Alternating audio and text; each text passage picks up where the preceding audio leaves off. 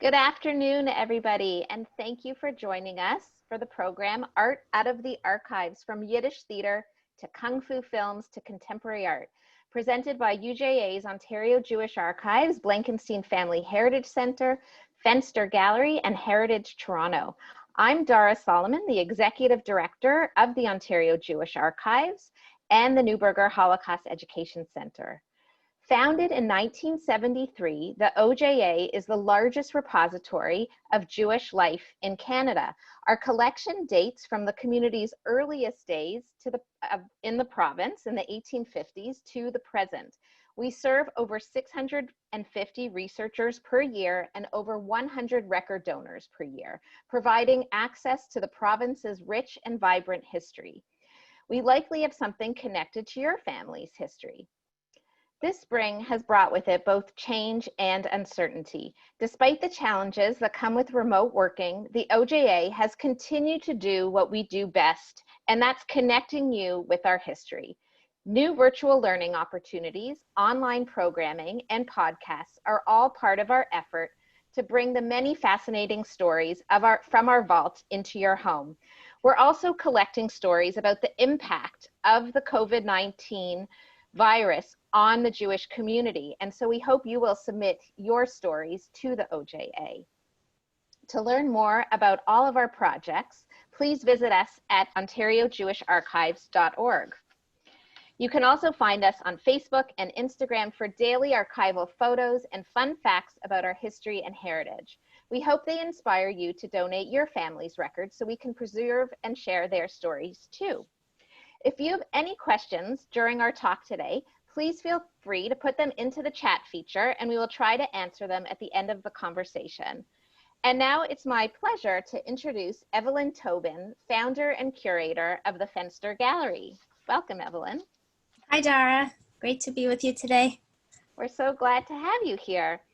So tell us a little bit about Fenster before we start diving into the history of the Standard Theater. Sure. Well, as hopefully everyone can see on their screens, Fenster is a window gallery. Fenster is the Yiddish word for window. And we're located in the storefront window of the independent Jewish community Makom. I'm just going to scroll through so people can see what our past exhibitions have looked like. And this is, of course, the first project that we teamed up on together, a tribute to Mandel's Creamery and its famous Yiddish sign that was on Baldwin until it became part of your collection. Because Fenster exhibitions can be seen from the sidewalk night or day, we have been able to install a new exhibition using many safety and distancing measures during this strange and unusual time. And I want to invite everyone to come see our current show, What Will Remain, which is on view 24/7 at 402 College Street. And that brings me to our location, which can be seen here at the number 1 on the map. We're just east of Bathurst and just more or less in the neighborhood of Kensington Market, one of Toronto's first Jewish neighborhoods. And this location is not insignificant to our identity and to our programming, along with Makom of bringing Jewish programming back to the downtown core. Great, and you'll notice on your map the boxed in area with the magenta box, area 2, and that is the St. John's Ward, and that is actually the first immigrant neighborhood in Toronto where Jews, early Chinese immigrants, early Italian immigrants all settled in the very first years of the 20th century when they arrived from Europe. And it was in the late 1910s when they started migrating further west into the Kensington Market area, and that is marked by the green stripe that runs along Spadina on the map. And it was in that neighborhood where they really started laying down their roots, the Jewish community, with stores and synagogues and institutions that really reflect the kind of community that was being built at that time. And as you mentioned, Dara, the ward was also where the city's first Chinatown was located. But But in the 1950s, that land was expropriated by the city to build City Hall and its surroundings. And Chinatown was displaced and pushed westward so that it also became centered along Spadina Avenue. So we were really excited about the idea of exploring the intersection of the Jewish community and the Chinese community, because our collection is so rich in material from this period in Kensington Market. And so when Evelyn approached us about inviting an artist to mine the OJA collection to determine the best way to explore this, this intersection, we were very excited. And inviting contemporary artists to mine the collection is something I had wanted to do for a very long time. So we were absolutely thrilled at the idea of this project that we're going to talk about today. And as you mentioned, Dara, we thought of looking at the history of the neighborhood in a new way, not just focusing on the Jewish history, but on this intersection, the fact that the formative years of Toronto's Jewish community and of Toronto's Chinese community have navigated the same terrain. And that led us to Toronto artist Shellie Zhang. Here's Shelley being interviewed in front of Fenster for TV. And here's our whole team at our exhibition opening. I just want to give a shout out to Donna Bernardo Cerise, who works at the OJA and has been was essential in developing our original project, and a lot of the materials we'll show today come from her research of digging through archives. And I was really drawn to Shelley's work because it's bold and it takes on complex themes about cultural transmission and about the immigrant experience. This neon piece, I think, speaks for itself, very powerful, that goes together with this piece. She also makes work about commodification, looking at the kind of products that you can find in Chinatown. And some of her past projects engaged with archives in order to make her work, like this one where she looked for articles about Chinese restaurants and about MSG. So she seemed like the perfect person to dig into the Ontario Jewish archives to make a work that explores that intersection point. So Shelley landed on the Standard Theater, which is the subject of our conversation today, because this building, as we'll learn, really served in a purpose for both the Chinese and Jewish communities. So this building is located at the corner of Spadina and Dundas on the northeast corner. And construction of the building started in 1921, and it was actually the first purpose-built Yiddish theater in Canada, and really symbolizes an important way for the community to connect back to their roots in back home in Eastern Europe while building a new life in Toronto. And the building was, we think, designed by the architect Benjamin Brown. And for those of you familiar with the OJA and the work that we do, Benjamin Brown was Toronto's first Jewish architect and the subject of a major exhibition that we presented about 5 years ago down in 401 Richmond, just down the street from the building. And there's a little bit of mystery around Brown's involvement with the building, though he was recognized in the Globe and Mail article when the building opened, celebrating the accomplishment. He was the architect listed, and we do have the blueprints in the collection, in the Benjamin Brown collection. They are stamped with another architect's name, and so this might be because Brown wasn't yet well versed in theater design and needed a partner, and so invited somebody else, another architect, to help him. But he's in some way connected to this building, but a little bit of a mystery still remains. And we'll see more objects from the Benjamin Brown collection a little later on. And what we're going to do now is kind of unfold the history of the Standard Theater, which involves many sometimes surprising twists and turns. And then at the end, we'll show you the work that Shelley created for that Fenster exhibition. So back to the Standard. There had been Yiddish theater in Toronto in adapted or rented spaces, but they were maybe a little bit before their time and were not particularly successful. The Standard, maybe it's hard to tell from this photo, but it was quite a formidable building, 3 stories. There are some Art Deco details on the facade here. And as you can see, there was always from the beginning shops at the ground level on either side of this marquee. And it had seating for 1,500 people with the orchestra and balcony levels combined. And I'm a very visual person, so sometimes it's hard for me to just connect with abstract numbers. So I looked up the Toronto Centre for the Arts, that's the theater located north of Shepherd near Yonge. Their largest theater there has just over 1,000 seats, where the Four Seasons Centre has just over 2,000 seats. And Kerner Hall is around 1,100 seats. So this was kind of the ballpark, the stature of the Standard Theater, just to give a sense of the real impressive theater that the community constructed. And what I think is really interesting is you may wonder at this time how a building like this would have been financed by the community.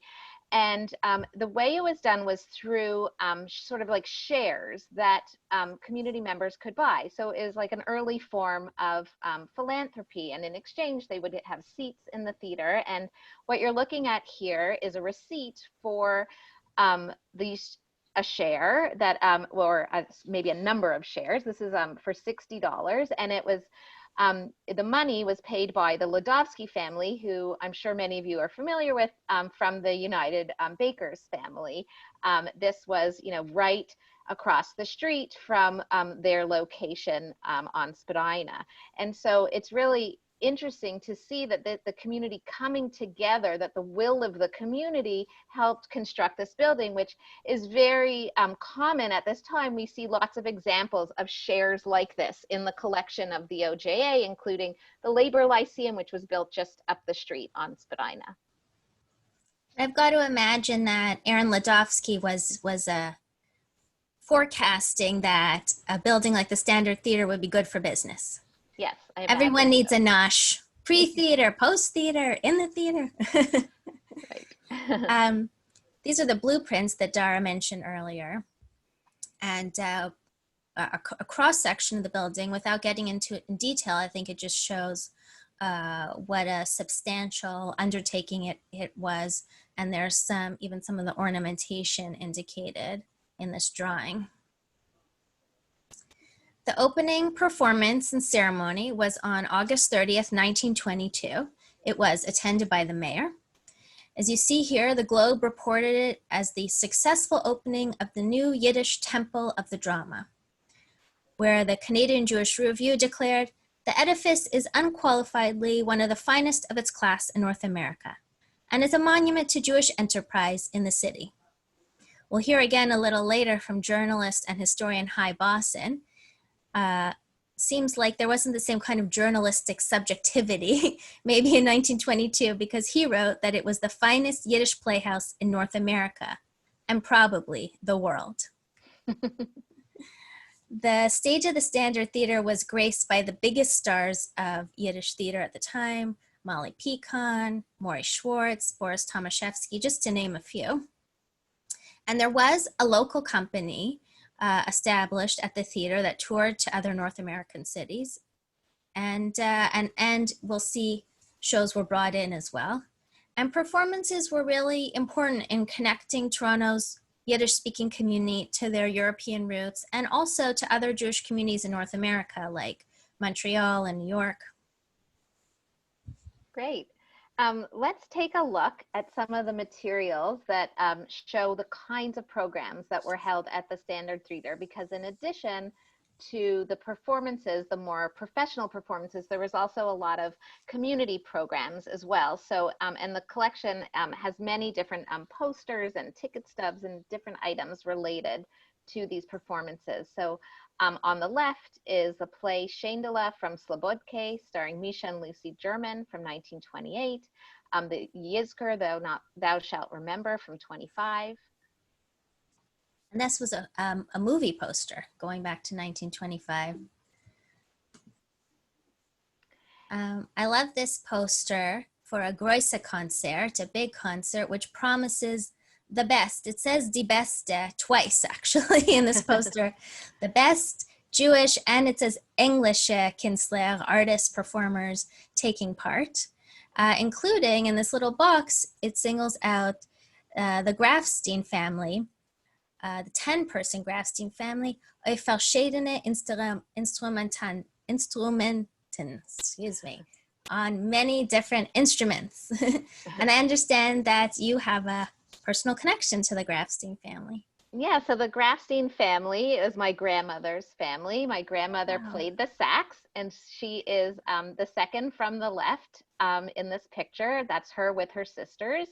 And they played lots of different venues in the late 20s and early 30s. And it's wonderful to have stumbled across this little family connection while we were doing the research for the Standard Theater. That's very impressive and an incredible photo, incredible record. Yes, unfortunately, none of us inherited the musical talent from my grandmother. Keeping the story going, though. Right. We start to see also in posters like this what we kind of lovingly refer to as Yinglish slipping into the day-to-day usage. We also see that in the street signs in Kensington Market, but just one charming example here points out the Mester auf Ceremonies, who was Saul Josephson. I'd love to know more about Mr. Josephson hosting this event. So then these are ads that were discovered in different newspapers from the collection. Mm-hmm. Yeah, so tell us about these. Well, I like these. These are obviously just little ads that we've blown up, but I feel like they tell us so much about the Standard Theater. For example, you can see the range of ticket prices starting at 50 cents and going all the way up to $2 if you want to splurge for better seats, presumably. I think it's interesting just to note that these ads are from the Star and the Globe, and they still include sometimes Yiddish text in them. So there wasn't a kind of total disappearing and hiding, what the theater was about, even though I should say that the theater had this very neutral name of being the Standard Theater. And we'll notice here in a few of the ads that there was definitely performances on Friday night and Saturday. So they had shows on Shabbat, which made certain segments of the community not too happy, but there must have been a big enough audience to make it worthwhile to continue to produce shows. And then this ad on the right for Katya's wedding also indicates that there were show on December 25th. So back then there wasn't Chinese yet on Spadina Avenue. You couldn't go to Chinese in a movie, but you could go to Yiddish theater on Christmas and solve that age-old problem. And the ads also show that they were bringing in touring groups from New York. There's a lot of effort made to point out that these are unique shows, like The Idle Inn, crowned a masterpiece by New York critics. So they're very telling little records from the past. Mm-hmm. Great. So I think that this next group of images really tells us a lot about the community at the time. Why don't you tell us a little bit about this very densely, lots of text on here. Yeah, there's a lot of information here. But even if you don't read Yiddish, I mean, what a fantastic photo of Chazan Vladovsky, Cantor Vladovsky, so dapper and modern. And this is an ad, some people will be able to recognize this text on the right, for high holiday services, Slichos, Rosh Hashanah, and Yom Kippur. And the poster tells us that as if this handsome Vladovsky was not enough, he's coming with his own choir, 30-person choir. And the services are presented by the Bnei Jacob Benevolent Society. Listen, there's more English there.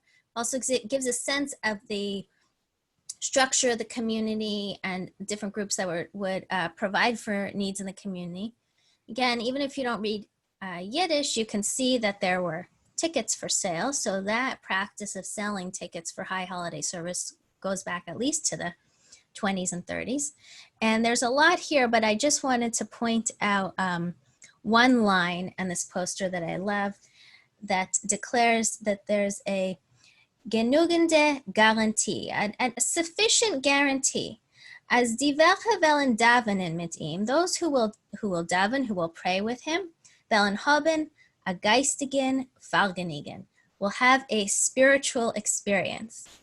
So I wonder if that was a money-back guarantee, but that's quite a declaration. It is. It's not something you typically see on Rosh Hashanah advertising. Right. And we have some other materials from the archives that really paint a picture of the life around the theater. This is a text that was written by a man named Vincent Geller in the Canadian Jewish Standard in the 30s. And it's a great article, but I'm just sharing a segment of it today. The theater stood as a symbol, a temple where all could enter and worship as they pleased. Labor unions frequently met here to choose between strike and status quo. Zionists gathered here to hear the reports of their leaders. Worshippers converted the theater into a synagogue for high holidays. Politicians made generous promises at election meetings. There were simple but enthusiastic receptions to visiting poets, leaders, lecturers. There were gala benefit performances given under the auspices of popular lodges, when the matronly president of the Ladies' Auxiliary would appear on the stage after the second act, escorted by a committee. It also seems familiar. Very familiar, and I love that it really shows a real cross-section of the Jewish communal life at that time. You have arts and culture and religious and political, and the societies that are sort of the backbone to the community at that time really all found a home in this theater and played a role in communicating to the community at that time. Exactly. And then Vincent Geller continues to kind of maybe lovingly poke at the community itself. The theater was often the setting for plays that were quite authentic as those included in the repertoire, and the audience caught the spontaneous rhythm of a Jewish crowd at home. When you gave your ticket to the doorman, you were admitted to a classless society. So some little comment there about Jews being in community. What happens when you put 1,500 in one theater? You get a show on stage and off sometimes. Yeah. And this is a photo from the OJA that we're not sure if it was at the Standard Theater, but it certainly represents the kind of performances, the staging, the costuming, and the presenters that you would have found there at the same time. Mm-hmm. Great, and I think you have some further examples of the life around the theater, what it was like for the performers and for the audience members. There's this fantastic article that Donna shared with me, also in the Jewish Standard, written by Hy Bosson. And this is really an homage to Kaplan's, which was a cafe on another corner of Dundas and Spadina. And as he's saying farewell to Kaplan's, we get another glimpse into the life of the neighborhood. So I'll just read you a small segment where he writes, Spadina, the rebel boulevard, fed it. After labor meetings, political gatherings, lectures, and debates, people would pour in to continue the discussion. Many came from other sections to see Maurice Schwartz and Ben Ami in the Yiddish theater across the way, holding that art transcends mere language. And quite a few of these would come in with a sense of adventure. Tyros and titans of every phase of life, proletarians in overalls and folks in evening dress, gentlemen and ladies of shady character all came here. At one table, a political argument, at another, a theatrical one.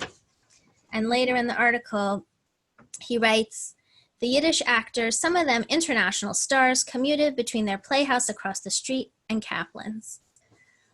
So even though he echoes a lot of what Vincent Geller wrote, I just love the style of the writing, and also this other little bit that this article adds of picturing people pouring out of the theater, actors and people of all backgrounds popping into Kaplan's for debate and a nosh. Yeah, and I love that there's like sort of no, it's all just sort of equal footing. Like everybody's mixed in, the rabbis with the society, and as well as the performers. It really tells you so much about the period.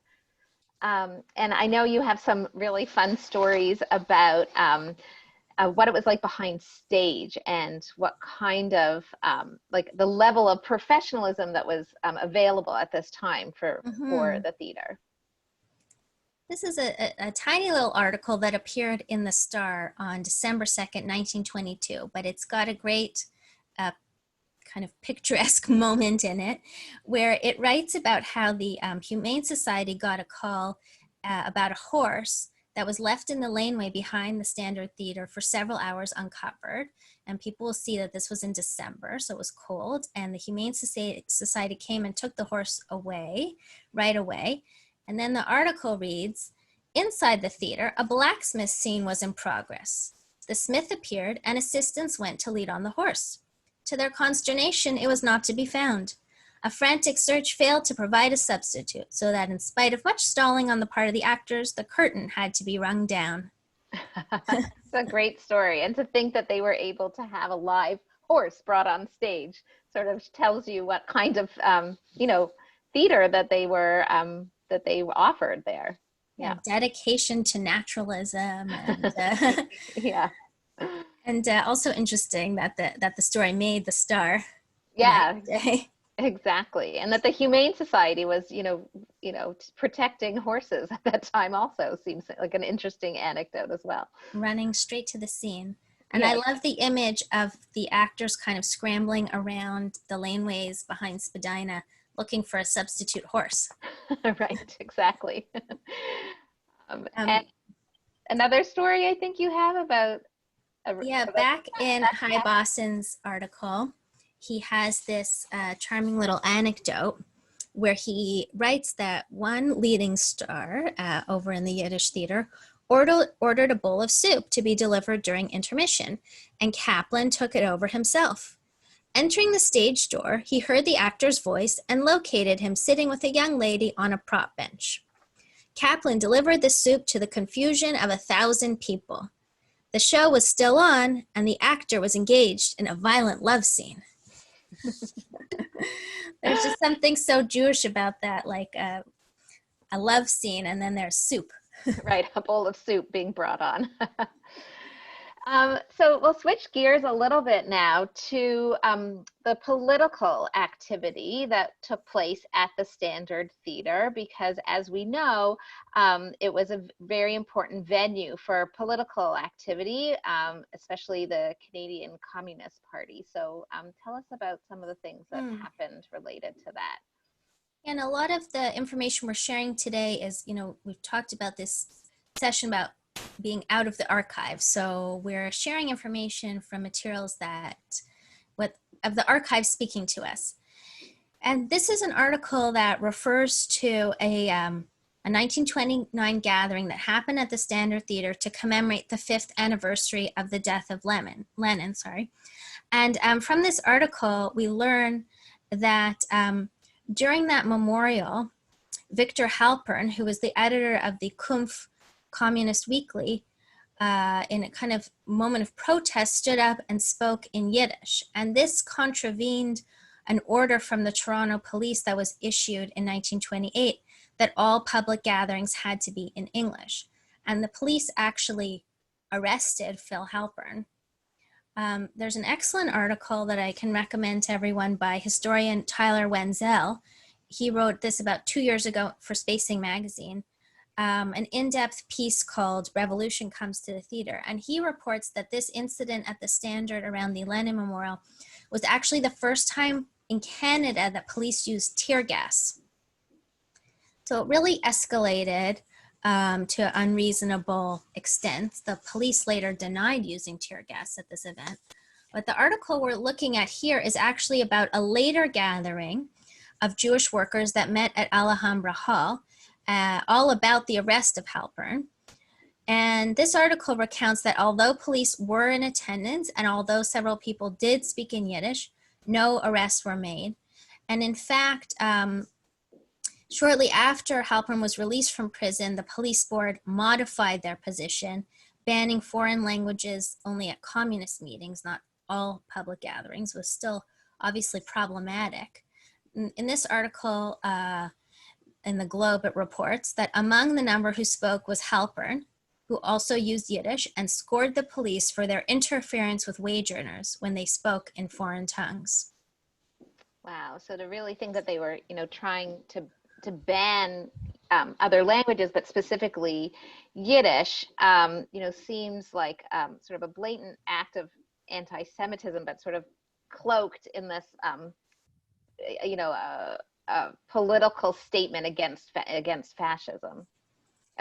Against communism.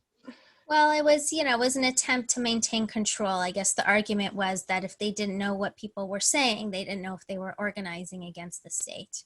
Mm-hmm. It was obviously highly problematic. And in this article that I mentioned just a moment ago, Tyler Wenzel explains that the police board also controlled the licensing of public halls. He writes, if the police did not like what they heard in a public hall, they could simply pull the license and shut the theater down. It was a powerful censorship tool.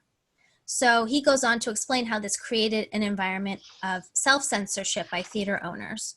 And this put, in particular, the managers of the Standard Theater in a difficult position, being the Jewish theater and being a place that had hosted gatherings of the CPC, the Communist Party of Canada. So after this incident, they decided not to host the CPC. And then the circumstances became even more fraught when the Communist Party was declared illegal in 1931. But despite all this, 4 years after this incident with the Lenin Memorial, they made an exception for a performance of the Workers' Theater that was called 8 Men Speak. And this was a play about the 8 members of the CPC who were tried and imprisoned in the Kingston Penitentiary, including the party leader, Tim Buck. The play used a mix of avant-garde staging techniques, of stark lighting and projections, music and propaganda to praise Buck and the other imprisoned communists. It was a sold-out performance. The crowd was very animated. They booed the singing of God Save the Queen. And there was a second performance planned for the following month, but the authorities made it very clear to the Standard Theater that their license would be revoked if the performance went ahead as planned. Oh, interesting. I think now we will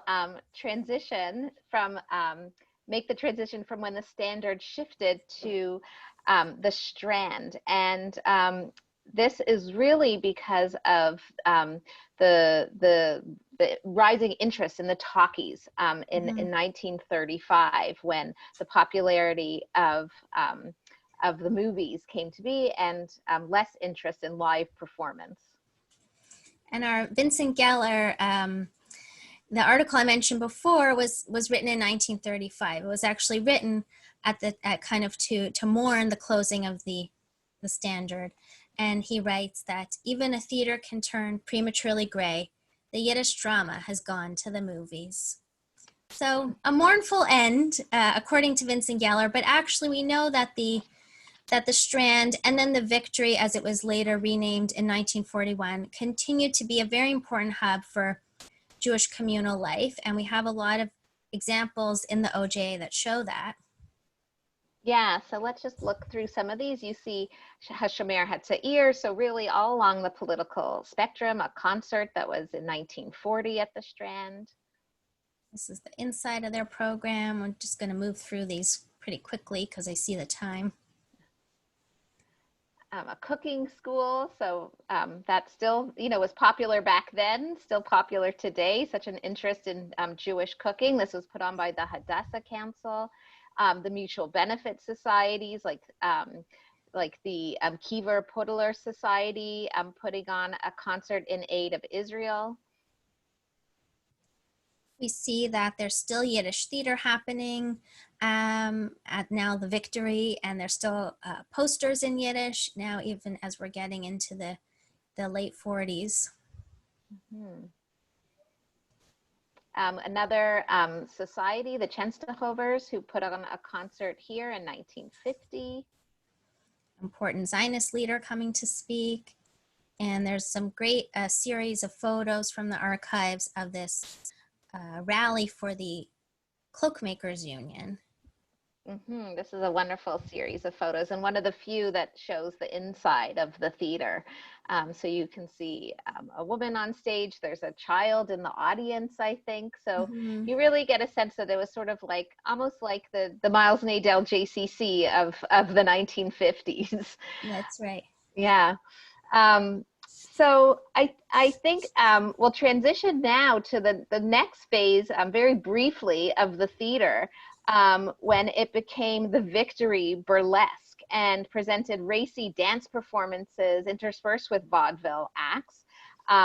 You also have like pop acts of the day. So you have the New York Dolls, Rush, Peter Frampton, Iggy Pop, Bachman Turner Overdrive coming to perform at the Victory Theater. So a real transition in the 60s and 70s. And it's actually at this time, when the theater was still a burlesque house, that we start to see presence of the Chinese community using the facility. And we learned about this from Arlene Chan, who is a leading historian on Chinatown in Toronto. And she is pictured here today, but also on the left with her sisters. And she told us that that she performed in youth dance performances at the Victory and used the same changing room as the burlesque dancers. Of course, they weren't there because burlesque was forbidden in Toronto on Sundays. But the community was already renting the theater on Sundays to bring in Cantonese opera and concerts and local groups, visiting groups. And it's another fantastic photo on the right that Arlene shared with us. Ultimately, the Victory Burlesque was, passed on. It was not a viable business any longer, heading into the mid-70s. And the building was bought by the Golden Harvest Company, one of Hong Kong's top motion picture studios. So if you think of any of the big Hollywood studios, it was at that level. And they bought the building as an outlet to distribute their own films to the local community and some other Chinese movies. The building underwent some substantial renovations that you can kind of see in these photos, that the marquee was pushed further north on Spadina to make way for a much larger commercial space on the street level that for many years was a bank. And the theater was also chopped in half, although still pretty significant 700-seat movie theater. It was changed from the original. And today there's a rec saal in that space. It's just a then and now moment. Even at this stage in the story, there's still a Jewish connection because the renovations were overseen by Mandel Sprachman, who renovated and restored and designed many of Toronto's theaters, including a restoration of the legendary Winter Garden Theater. And he really spoke fondly of this project because of the connection to the Jewish community and how the same building evolved, being important to the Chinese immigrant community. So while we were working on our exhibition, we came to meet Colin Geddes, who's a film expert and has a massive collection of ephemera related to Chinese film in Toronto. And pretty much everything I'm going to show you is from his collection that he lent us for the exhibition. Here he is. And he had this photo of the exterior of the Standard Theater in his collection, which you'll see later became very important for Shelley's work. The Golden Harvest Theater made Bruce Lee films. They also launched Jackie Chan's career. Here's a great artifact that Colin lent us. There were these handbills that you could pick up at the theater that would show you what was screening with a little synopsis. Here's an advertisement for Bruce Lee's last film before he died. And on the reverse, it would tell you what was coming up next. And you can see, why I love this is because it's a real Toronto artifact. Mm-hmm. Even though the posters I'm showing you are films that definitely screened here in Toronto, this is a local object. There's a Jackie Chan film. And there was just hundreds of these. A lobby card that would have been in the lobby at the Golden Harvest Theater with a still frame from one of the films. And we had a question that came in about the language of the film. So I'll just share what Colin shared with me. The films were primarily kung fu films, action thrillers, and comedies. And in general, the films that were shown in Toronto's Chinatown were predominantly made in Hong Kong. And they really fostered a connection to home for the surrounding immigrant community, which was largely from Hong Kong, arriving in Toronto in the 60s and 70s. But Colin shared that there were also films from Taiwan, and more rarely from the People's Republic of China, which would have been in Mandarin. And oftentimes, films screened had Chinese and English subtitles to reach a wider audience. And one thing that's noteworthy, that the on-screen language of Hong Kong's film industry was primarily Mandarin, until a shift in the culture in the late 70s and films were released in the local dialect of Cantonese. So interesting. Interesting to think in conversation with the English, Yiddish, and Yinglish happening as well. Mm-hmm. So now it's my pleasure to invite Chris Bateman from Heritage Toronto to join us in a conversation about the plaquing of the Standard Theatre, which is in the works. And Chris, thank you for joining us this afternoon. Thanks for having me. So why don't you tell us about the plaquing project in general, the ongoing work, wonderful work that you do in Toronto with Heritage Toronto.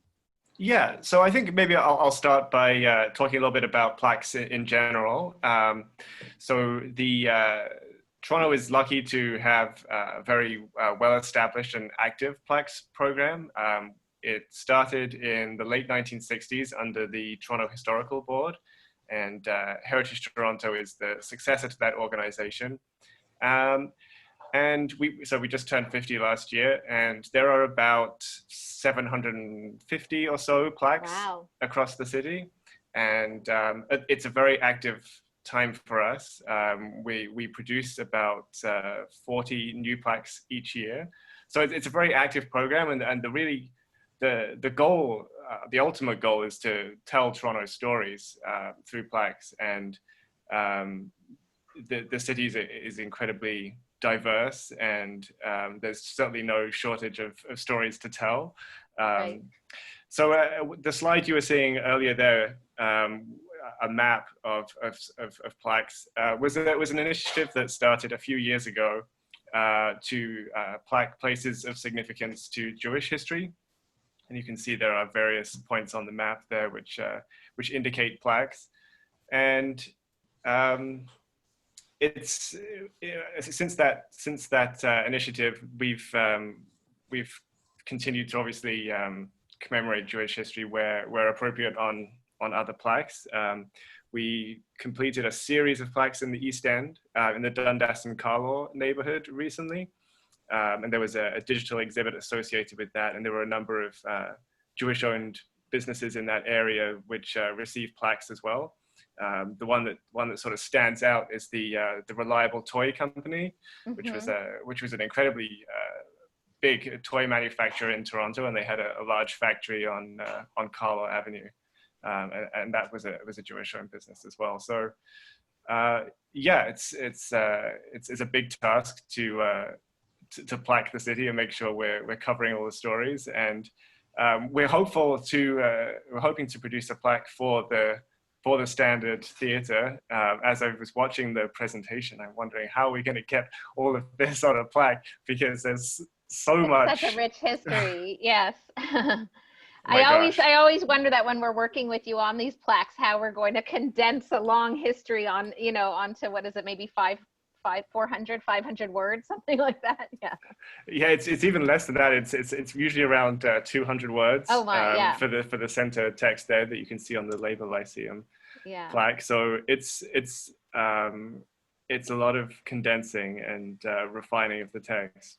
But you know, you could do multiple plaques for this building. There's so many layers to the history, and that's what really makes for a compelling plaque. There's just so many stories to tell, and these are the kinds of plaques that are really powerful in the end, because the building itself today is kind of relatively nondescript. There's no sort of signage marking it out as a place of historical significance. Mm-hmm.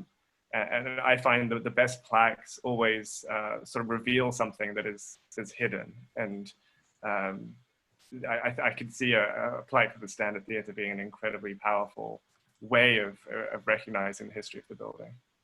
So tell us a little bit about how plaque projects start, and specifically around the Standard Theatre. What's the status of that plaque? So the Standard Theatre plaque is fundraising at the moment. We're raising funds to cover the cost. Heritage Toronto is a charity, and the plaques program essentially works on a cost recovery basis. So we charge a fee to produce the plaque, and that covers the cost of making the plaque and installing it and making sure it's maintained in perpetuity. We started fundraising for the Standard Theatre plaque last year, and we received a number of donations, but we're still slightly short of the goal. We've had other people pledge towards the fee as well. But if there are people who are willing to contribute to this project, they can certainly reach out to me directly.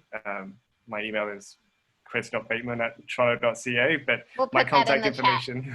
We'll put it in the chat for people. Perfect. Yeah, and anyone can donate through the Heritage Toronto website as well towards this project. It's just a case of making a donation and tagging it to the Standard Theatre project. Okay, well, thank you so much, Chris, for joining us. Please stay on, because we're going to have the Q&A shortly, and there might be some questions for you. And now we'll turn back to Evelyn, who is going to now tell us about Shelley's project. That was a response to this incredible intersection of these two communities. Well, this is the beautiful work that Shelley created for the Fenster space, 2 neon signs, and both were informed by archival documents. The neon that is a kind of reference to the Standard Theatre was inspired by this beautiful drawing in the OJA collection by Benjamin Brown.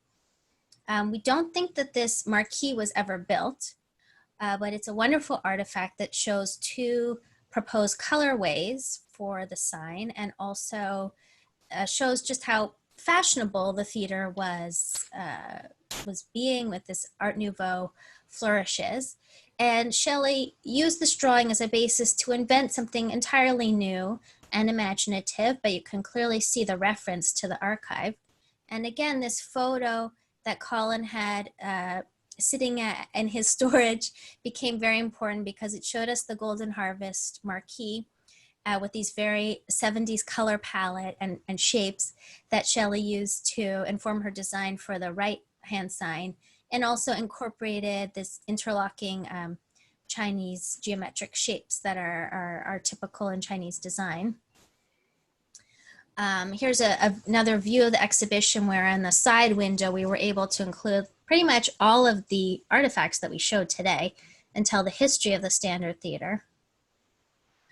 And I love this exhibition for many reasons: for its essential beauty, and also for the way that Shelley united the Chinese Toronto story with the Jewish Toronto story in one space, because these narratives coexisted side by side in the Fenster window in a way they never did at the corner of Dundas and Spadina, where they were formerly separated by decades, by language. So I like showing these posters side by side as a reminder of all the different kinds of cultural expression that were presented in one space. Here is a view of the window from a distance of the streetscape.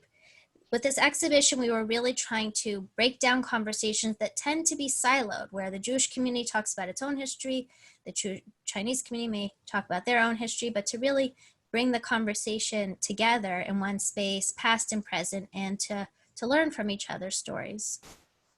Yeah, I think it's really a beautiful exhibition, and we were delighted with the result and the way that the contemporary installation spoke to this rich history, and then it was complemented by all these archival photos that you can see sort of that are in that window behind us in that photo there.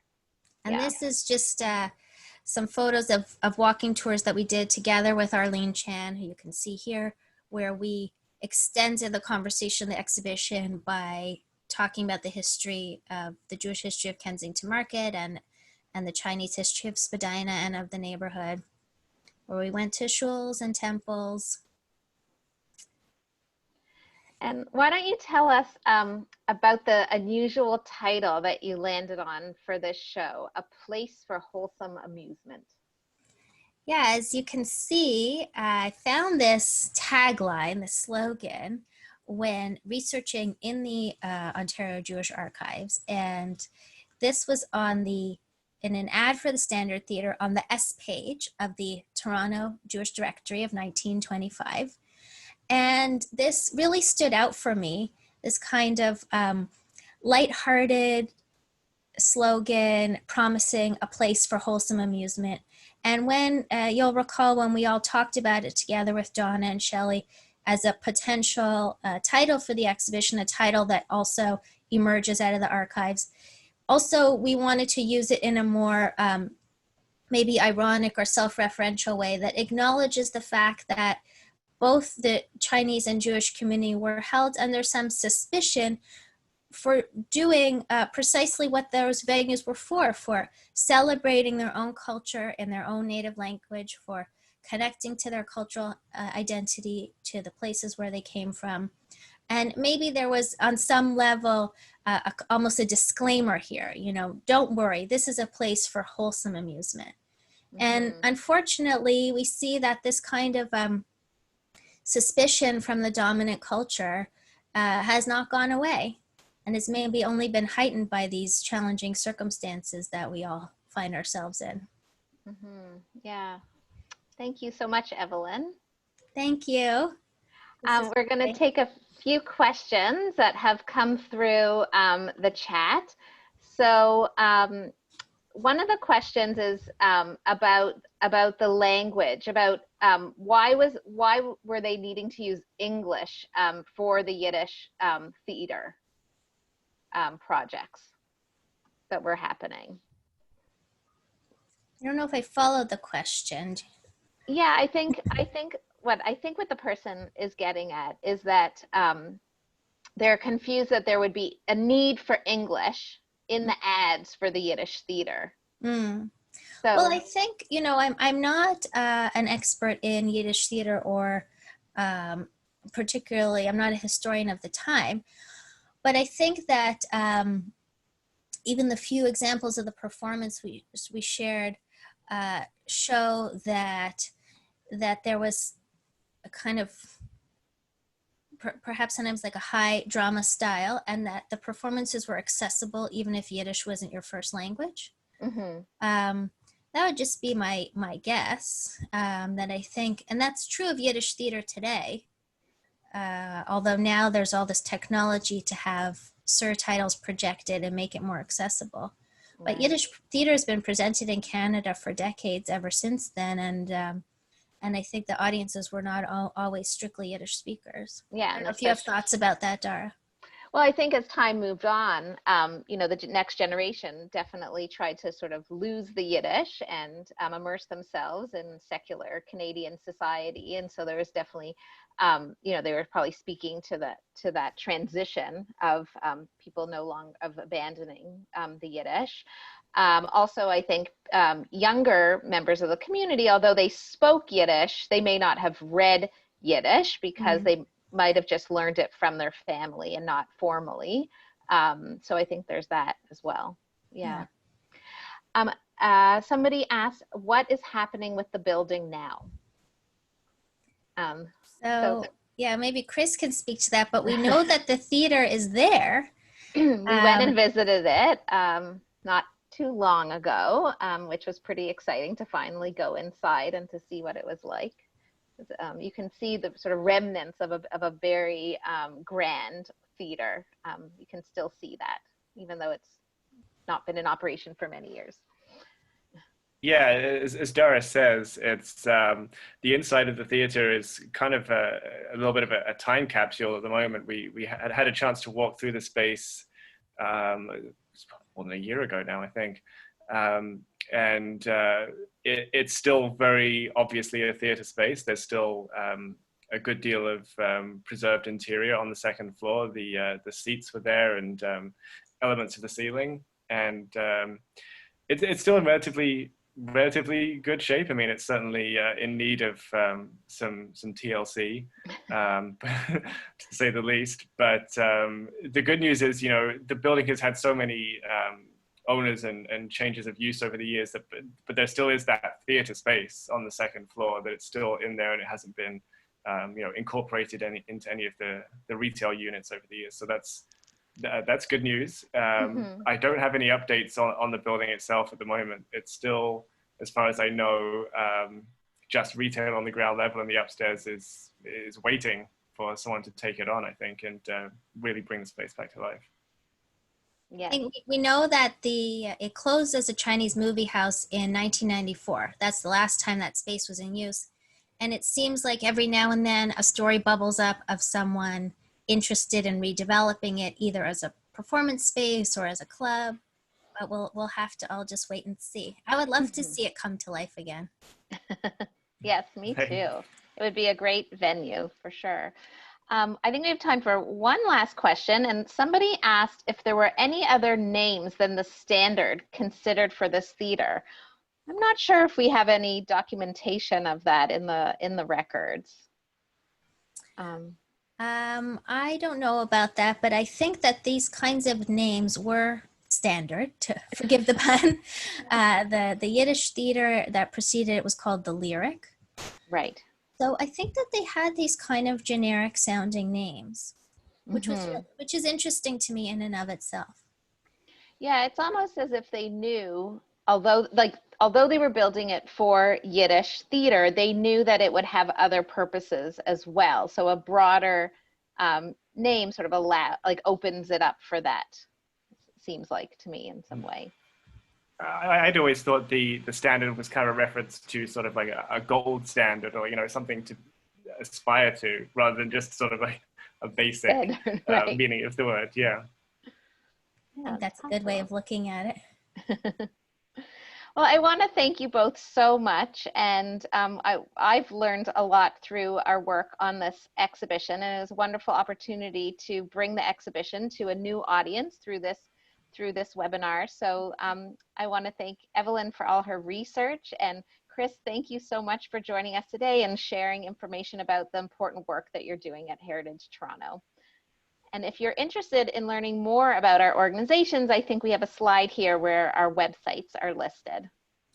And if I may say that Fenster is one of the only exhibition spaces, because we're a window gallery, that is open right now. So I want to invite everybody to come down night or day, just maintain distance, but there's an opportunity to see art not on a screen. Having said that, it was great to be together on the screen with all of you today. Thank you so much. Take care. Thank you. Have a good day. Bye-bye.